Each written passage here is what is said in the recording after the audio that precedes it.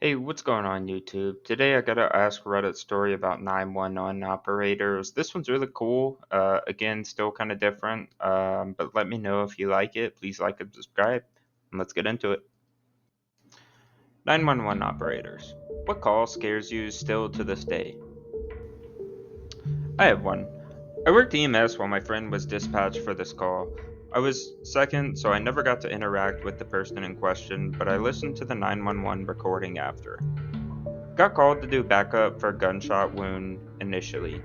Farm about 10 to 30 minutes outside of town. Turned out to be a father who recently lost both his parents within the month. Didn't want his family to go through such loss either. Decided to kill his family to spare them the same fate. Father killed mom, two kids. We get a call from the daughter who's about 13. She's been shot in the head but is still alive and conscious. The call was about 30 minutes long, but the father was in the same room as her and the rest of the recently murdered family members. She was sitting on her bed with a bullet in her head, just saying in the most monotone voice, "I've been shot. My family's dead. My dad has a gun." Just in so much shock that she couldn't express an emotion. You could hear long pauses of silence as the dispatcher tried to get an idea of the situation and how the daughter and dad were just staring each other down for 5 minutes at a time, with nothing but breathing to be heard, and the daughter answering the dispatcher's questions. About 30 minutes go by of the dispatcher going, "Are you alright? Is he still there? He still have the gun?" etc., and just monotone responses. You can hear the sound of sirens in the background, and the father leaves the room, followed by a gunshot. The dad shot himself and died right as we were pulling up. She ended up living, but had lost every single member of her family that week. I don't know what happened after all that. That call is the reason I never wanted to pursue dispatch ever again. My friend was an absolute champion with how he handled it, but he never wanted to listen to it again. Former 911 operator here. Sometimes the calls that stick with you aren't the most physically traumatic. I once had a call from a 17-year-old kid who came home from a sleepover to find that his mother had moved, just packed up his sister and everything in the house and left while he was gone with no forwarding address or information. She also turned off his cell phone that morning, so literally the only other number he could call was 911. He was trying so hard not to cry, and his voice was shaking as he kept apologizing to me for calling 911. He just didn't know what else to do and had no other family. She also took everything, so all he had was a couple things that he had taken to the friend's house. He told me his 18th birthday was in a couple of weeks, and he literally had nothing. The officers that responded to him took him to a shelter. I think about him often, and I hope he's okay. Even if he was a kid who got in trouble or had behavioral issues, I couldn't imagine coming home to your mother who has abandoned you. I have two. It was my second week, and I was plugged in with another dispatcher who was handling calls, and I was working the computer and stuff as part of my training. We got a call from a guy in a car who said he was in a near accident with another driver, and the other driver was following him and being aggressive. The dispatcher told him to turn around and look for a well lit, busy place like a gas station to stop, and we would have someone on the way to meet him there. He was shot 5 times while on the phone with us, waiting for the officer to arrive. I found out the next day on the news that the guy flew in from out of town to walk his daughter down the aisle. Story 2. A month or so later, at the beginning of my shift, I received a call from a very distraught man whose dad had gone missing from his care facility. He had dementia, and his dad thought he might be looking for a bar to get a drink. I took his information and got a description and put a bolo out for him. For these calls, we normally didn't find the outcome. In this case, one of my last calls the same night was a person calling who found a body on some train tracks, and it turned out to be the same guy I had put out the bolo for.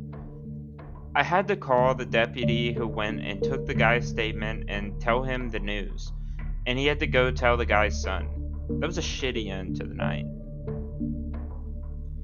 Got a 911 call just screaming. Nothing intelligible, just the loudest screaming you've ever heard. I started officers to the house. Then a kid started yelling that her uncle was trying to kill her, her sister, and her grandmother.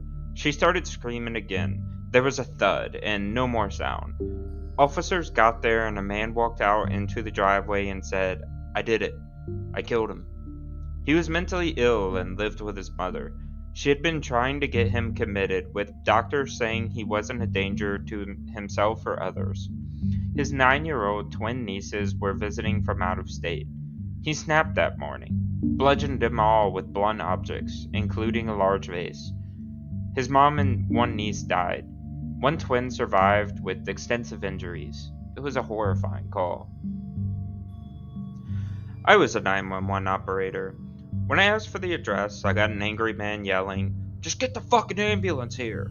When I asked what happened, the caller said, "You don't need to fucking know that. I just need to know what happened so I know who to send and what equipment to bring, sir. Just send a goddamn ambulance. My kid's having a seizure. Don't send any fucking police." "Don't send police," coming from a caller is basically them telling on themselves. Please send police, because the patient or the EMS crew could both be in danger. So I passed a note to my partner, who was dispatching "Send PD," extremely uncooperative caller. I tried my best to get through the rest of the questions. How old is the kid? Are they conscious? Are they breathing? Has the seizing stopped? Etc. I got nothing but verbal abuse. All I know is that a pediatric patient had a seizure when the call started. There was yelling in the background, and there was some terrible yelling in the foreground. "Put your hands up! Hey, what the fuck, bitch?" And that was it. Police had the caller. The patient ended up being a toddler who had been beaten within an inch of their life by that asshole. That was terrifying and sad, and I hugged my own kid a little tighter that night. I'm gonna do another one because this thread is a bummer and we all need a laugh. I assure you, not making any of this up.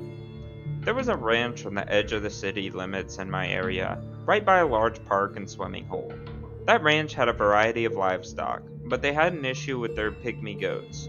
Every few weeks, we get a call because approximately 100 little goats were roving the park or down the street. One day, I took that call from a man in the park who had been chased by the goats into a porta potty. He was frantic, like screaming, "You need to send animal control out here right now!" And all the while, I could hear two other prominent, repeated sounds: the whack of little noggins rattling against the plastic porta potty and bleeding, malevolent, incessant bleeding. What did those goats want? What would they have done had he not found refuge? We'll never know. And alright guys, that'll wrap up this video. These were a little bit different. I was really struggling not to laugh when reading that last story. It was a good one after all the other ones were kind of serious and down to earth, I guess you would say. But yeah guys, if y'all like these stories, if y'all want to see these kind of short stories or a longer story, please let me know in the comments. Please like and subscribe. Any little bit would help as I'm trying to grow. But yeah guys, I hope y'all have a great week.